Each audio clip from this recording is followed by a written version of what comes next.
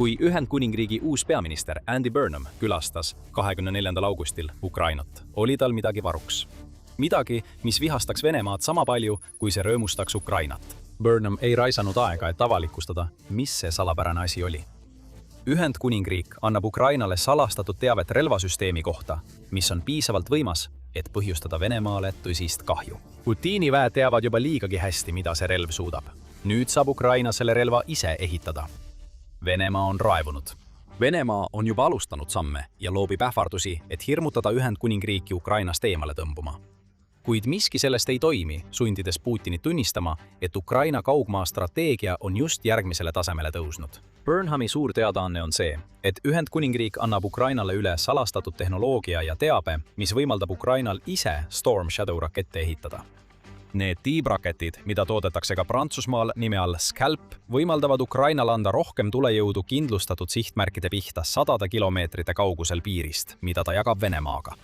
Ühendkuningriik on pärast Burnhami teadaannet selle kõik ametlikuks teinud, mille käigus Ühendkuningriigi kaitseminister Luke Pollard kuulutas välja, ja ma ütlesin neile isiklikult, nagu ütlen ka praegu, et me seisame nende kõrval nii kaua, kui vaja. See on lubadus. Mitte ainult sellepärast, et see on õige asi, vaid ka seetõttu, et Ukraina julgeolek on ka meie julgeolek. See teade tuleb pärast seda, kui Prantsusmaa tegi kuu aega varem Ukrainale sarnase sammu. 14. juulil tuli uudis, et Prantsusmaa andis Ukrainale loa toota mitmeid olulisi relvi, sealhulgas Asteri õhutõrjerakette, ASM-Hammer juhitavaid pomme ja Scalp-rakette.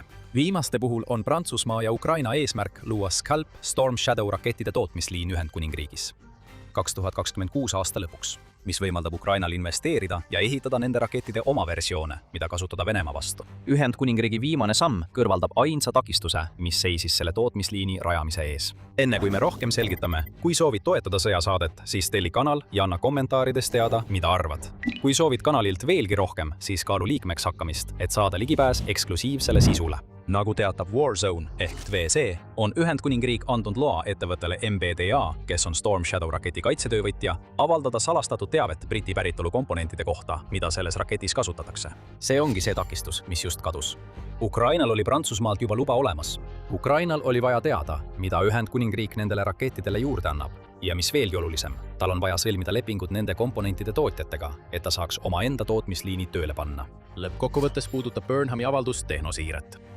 Avaldus viitab sellele, et Ühendkuningriik saab midagi vastu selle salastatud teabe andmise eest Ukrainale ja varsti saate teada, mis see on. Mis puudutab tootmist, siis suur küsimus on nüüd, kui kaua läheb Ukrainal aega, et hakata ise Storm Shadow rakette tootma, nüüd kui takistus on kõrvaldatud. Prantsusmaa ja Ukraina soovivad alustada tootmist 2026 aasta lõpuks. Kuid see ei ole nii lihtne, et lihtsalt antakse roheline tuli ja raketid hakkavad valmima.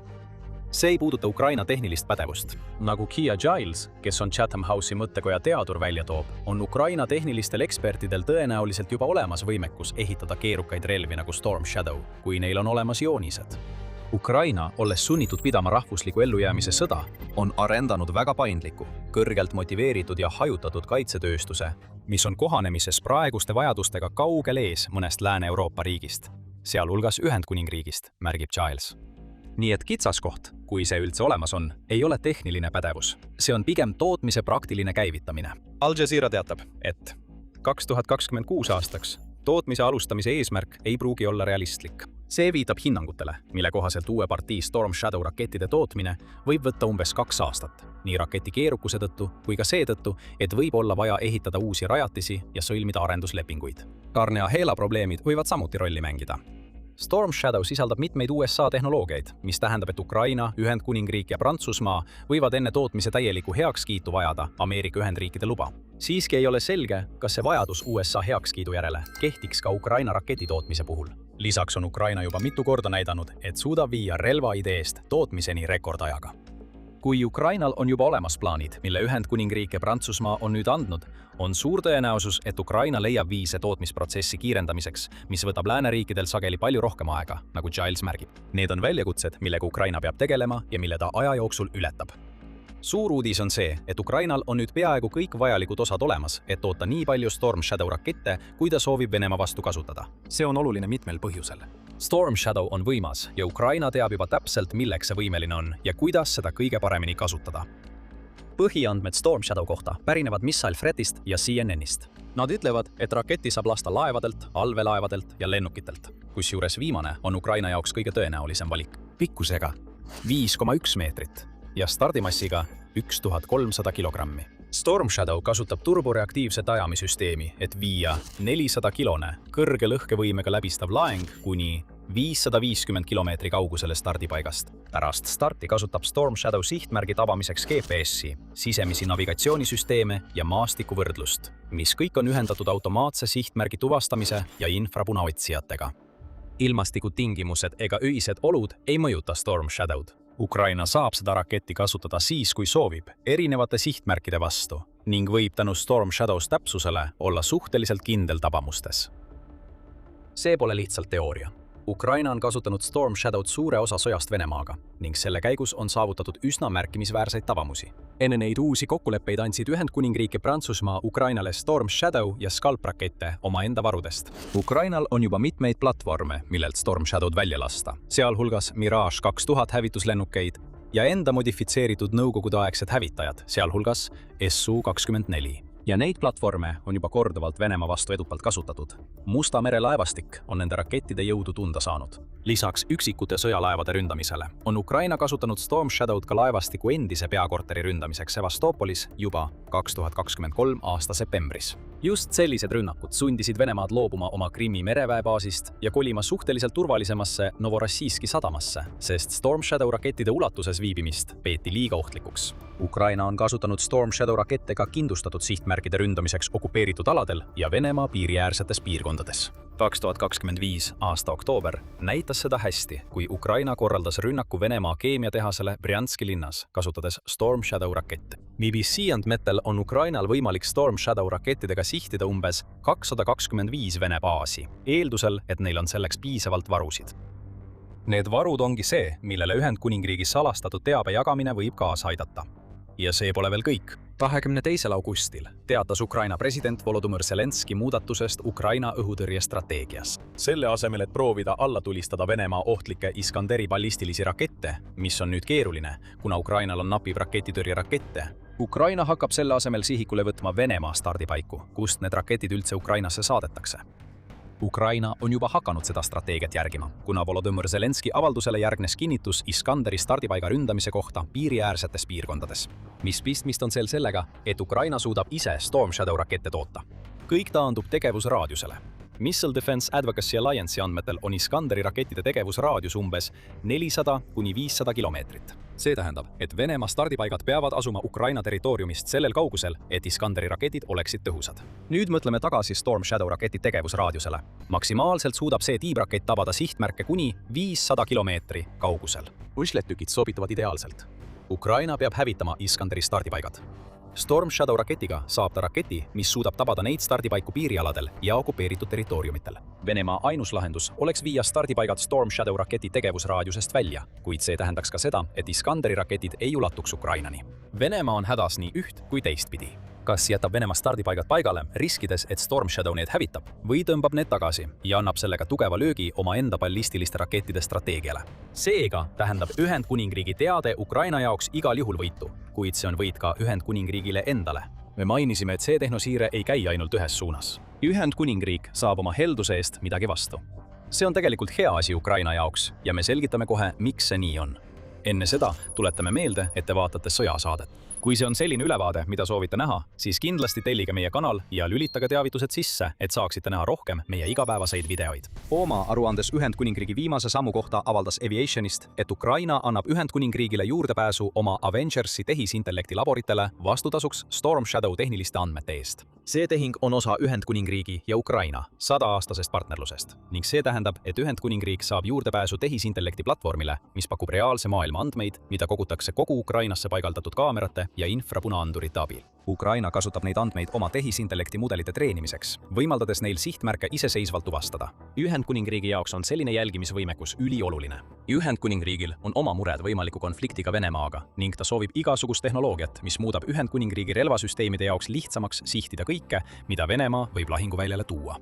Ühendkuningriigi kaitseminister Wes Streeting on toonud esile, mida see tähendab. Ukraina viib kaitseinnovatsiooni piire edasi, kui nad vapralt seisavad vastu Putini ebaseaduslikule sissetungile. Alates sõjalise varustuse varustuse ja väljaõppega toetamisest kuni tipptasemel tehnoloogia ühisarenduseni. Ühendkuningriik seisab Ukrainaga õlg õla kõrval nii kaua kui vaja, teatas ta. Enne kui lisas, ühendades Ühendkuningriigi maailma juhtivad teadlased, insenerid ja tehnoloogiaettevõtted Ukraina ainulaadse lahinguvälja kogemuse ja andmetega, tugevdame me mõlema riigi kaitset ja julgeolekut. Ja seepärast on see Ukrainale kasulik.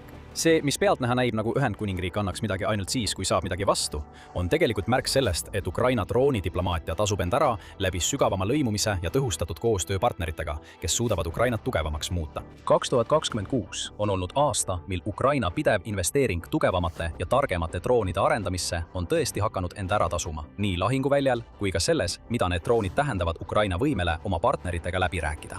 Ukraina on suutnud kasutada oma droone sidemete loomiseks Pärsia lahe riikidega, keda on mõjutanud Iraanis toimunud operatsiooni Epic Fury tagajärjed. Forbes lisab, et Ukraina loob nüüd suhteid Aserbaidžaaniga, mis põhineb osaliselt Ukraina võimel ehitada selliseid droone, mis suudavad kaitsta Venemaa rünnakute eest. See, et Ühendkuningriik saab juurdepääsu Avengers AI laboritele, on lihtsalt veel üks näide sellest, kuidas Ukraina droonid tõestavad, kui kasulik võib riik olla kaitsepartneri ja koostööpartnerina. Sama võiks öelda ka selle kohta, et Ühendkuningriik usaldas Ukrainale Storm Shadow saladused. See näitab usaldustaset, mille Ukraina on raskelt välja teeninud. Ja lisaks Ukraina droonidiplomaatiale on see lihtsalt veel üks näide sellest, kuidas Ukraina ja Ühendkuningriik süvendavad oma koostööd võitluses Venemaa vastu. Me mainisime 100-aastast partnerluslepingut. Need kaks riiki on samuti allkirjastanud 2024 aasta julgeolekualase koostöölepingu, 2020 aasta strateegilise partnerluse lepingu ja kavatsuste avalduse, mille kohaselt Ühendkuningriik osaleb mitmerahvuselise väerühma lähetamises Ukraina kaitse ja ülesehituse toetamiseks pärast sõja lõppu. See polnud selline tehing, kus sina annad mulle midagi ja mina annan sulle midagi vastu. See on Ühendkuningriigi ja Ukraina kaitsealase lõimumise ja koostöö jätkamine, mis on kestnud juba aastaid. Venemaa pole sellega üldse rahul ja nende reaktsioon ütleb kõik. Vladimir Putin on olnud sunnitud pealt vaatama, kuidas Ukraina lisab oma kaugmaarelvastusse veel ühe võimaluse. Võime toota omaenda Storm Shadow rakette, muudab Ukraina Venemaa jaoks veelgi ohtlikumaks kaugmaaohtuks. Ja pole nii, et see poleks juba olnud surmav. Ukraina on tuvastanud sügava rünnakut kui võtme, millega hävitada Vene sõjamasin seestpoolt, nii majanduslikult Venemaad halvates kui ka purustades varustusahelad, mis jõuavad rindele. Lisaks tulevikus Storm Shadow rakettide tootmisele ütleb Zelenski, et Ukrainal on võimekus toota kuni 300 kaugmaadroonid päevas, millest igaühel on 3000 kilomeetri ulatus. Selleks on vaja vaid rahastust. Ukraina on samuti töötanud ballistiliste rakettide kallal. ÜRO andmetel on Firepointi, kuulsa Flamingo droonraketi hübriidilooja poolt arendatava FP7 ballistilise raketi maapealsed katsed juba lõpetatud. Ukraina valmistub nüüd selle raketi, mille laskekaugus on umbes 200 kilomeetrit lahingkatsetuseks, sooritades lähitulevikus löögi mõnele Vene sihtmärgile, väidab Firepointi tegevjuht Irina Terek. Ukraina on juba välja töötanud surmava pika tegevusraadiusega relvade kokteili, mida Putinile kurgust alla surutakse.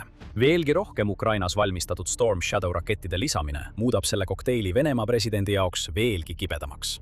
Putinile ei meeldi ka see, et Ühendkuningriigi viimane samm annab Ukrainale rohkem kontrolli selle üle, kui palju Storm Shadow rakette tal on ja kuidas ta neid kasutab. Kui tootmisliinid on paigas, saab Ukraina ise kontrollida tootmismahte, varude täiendamist ja jätkusuutlikkust, selle asemel, et loota oma Storm Shadow rünnakute jaoks välismaistele varudele.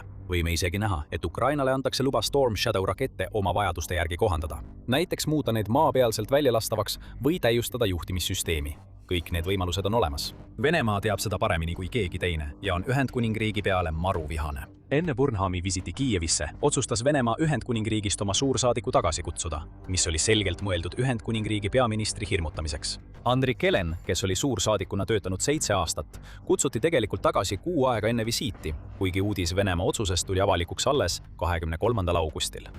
See tagasikutsumine järgnes ka sellele, et Venemaa saatkond Ühendkuningriigis lubas tagajärgi Ühendkuningriigi otsusele anda Ukrainale ründedroone. Venemaa saab olema vihane, et Ühendkuningriik võimaldab Ukrainal nüüd ehitada midagi võimsamat kui droonid, ja seda näeme ka Kremli. 25. augusti vastuses Burnhami visiidile endine Venemaa asevälisminister Andrei Fjodorov on öelnud, et Ühendkuningriigi poolt Ukrainale Storm Shadow teabe jagamise tõttu võib Ühendkuningriigi droonitehaste vastu tulla poolsõjaline vastus tundmatutelt allikatelt. Venemaa ei ürita enam isegi näida, nagu neil oleks võimalik oma seotust eitada. Keegi ei usu, et allikad oleksid tundmatud, eriti kui seda väidab endine Venemaa minister. Need ähvardused on osa psühholoogilistest mängudest, mida Putin üritab mängida riikidega, kes talle ei meeldi. Kuid need ei ole halvad. Iga kord, kui Venemaa hakkab ähvardusi esitama, annab see tegelikult kogu maailmale märku, et Kreml on ärevuses. Kõik varasemad katsed hirmutada Ühendkuningriiki Ukraina toetamisest loobuma on läbi kukkunud. Seega ähvardused eskaleeruvad. Mitte tingimata sellepärast, et Venemaa suudaks neid ähvardusi ka tegelikult täide viia, vaid sellepärast, et Putin ja tema käsilased otsivad seda üht otsustavat ähvardust, mis paneks Ühendkuningriigi äkitselt taanduma. Venemaa ei leia seda ähvardust. Kuigi suursaadiku tagasikutsumine on uus trikk, pole mõte, et Venemaa võiks Ühendkuningriigi rajatist rünnata hübriidrünnakuga midagi uut. Venemaa on seda teinud peaaegu Putini sissetungi algusest peale. Nagu Independent märgib, on Kremli meedia Ühendkuningriigi ähvardanud juba alates 2022 aastast. Väljaanne toob näiteks sõjameelse telesaatejuhi Vladimir Solovjovi, kes on rääkinud Ühendkuningriigi tuumapommitamisest Sarmat-rakettidega, ning teisi, kes on tüüdnud kujutada Ühendkuningriiki kui mingit kurja geeniust kogu Venemaaga seotud lääne poliitika taga. Seega ei tee need viimased ähvardused Ühendkuningriigile suurt midagi. See ei tähenda, et neid ähvardusi võetakse kergelt. Mitte kõik neist pole tühjad, kuid Venemaal ei õnnestu Ühendkuningriiki hirmutada tegevusetuks, nagu pole see õnnestunud ka varem. Keegi ei ütle seda paremini kui Burnham ise. Enne Ühendkuningriigi olulist otsust teatas Burnham: me ei ole ainult headel aegadel sõbrad. Me oleme Ukrainale toeks ka siis, kui neil on meid kõige rohkem vaja, ja see ei muutu. Selle tõestuseks on Ühendkuningriik andnud Ukrainale just võtmed igasuguse ilmaga töötava relva juurde, mis võib Venemaad laastada. Putini käsilased ähvrilased ähvardavad ja püüavad mõjutada, kuid nad ei suuda peatada tormi, mis nende poole liigub. Ausalt öeldes pole Venemaal oma ähvardustega just parim ajalugu. Poola on veel üks riik, mis on Kremlilt juba küllalt kuulnud. Nende vastus on olnud hiiglasliku armee loomine, mis peaks Venemaale hirmunahka ajama. Ja sa saad sellest kõigest teada, kui vaatad meie videot. Aga enne kui lahkud, tuletame meelde, et meie oleme päris inimesed, kes toodavad uuritud ja faktikontrollitud sõjalisi reportaaže. Kui soovid seda toetada, siis telli kanal, jaga oma mõtteid allpool ja kaalu liikmeks hakkamist, et saada ligipääs eksklusiivsele sisule, mida me avalikult ei jaga. Ja nagu alati, aitäh vaatamast!